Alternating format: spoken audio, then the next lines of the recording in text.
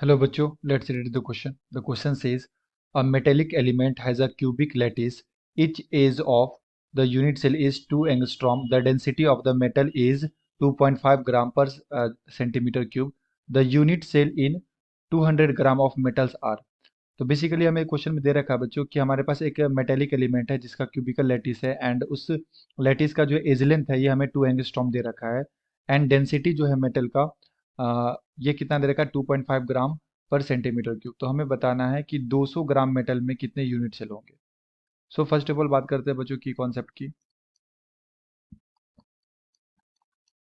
Concept calculation of unit cell. Calculation of unit cell. ठीक है। And सबसे पहले हम लोग क्या करते हैं ना बच्चों, एक यूनिट सेल का मास निकालते हैं। ठीक है। तो डेंसिटी इक्वल टू होता है mass by volume. Mass by volume. ठीक है। तो यहां से mass of one unit cell हम लोग क्या लिख सकते हैं, mass of one unit cell. ये आ जाएगा हमारे पास डेंसिटी। डेंसिटी इनटू में वॉल्यूम। एंड डेंसिटी हमें गिवन है 2.5 ग्राम पर सेंटीमीटर क्यूब। इनटू में वॉल्यूम क्या होता है बच्चों, ए क्यूब, क्यूब का। तो यहाँ पे हमें साइड दे रखा है। ठीक है। तो साइड कितना दे रखा है, 2 एंगस्ट्रॉम। तो इस अगर हम लोग इसे सेंटीमीटर में कन्वर्ट करें बच्चों तो 1 एंगस्ट्रॉम जो होता है ये होता है 10⁻⁻8 सेंटीमीटर के इक्वल। तो ये आ जाएगा 2 × 10⁻⁻8 सेंटीमीटर।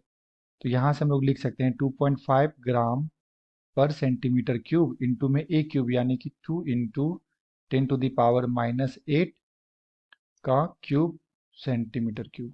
ठीक है। तो सेंटीमीटर क्यूब यहाँ से कैंसिल हो जाएगा एंड यहाँ से जो हमारे पास मास आ जाएगा बच्चों, ये आ जाएगा 20 × 10⁻⁻24 ग्राम। ये मास आया है एक यूनिट सेल का। ठीक है। तो हम लोग क्या लिख सकते हैं बच्चों, यहाँ से 20 × 10⁻⁻24 ग्राम। ये किसका है, वन यूनिट सेल का मास। One unit cell. तो 1 ग्राम में कितने यूनिट सेल हो जाएंगे, 1/20 इंटू 10⁻⁻24।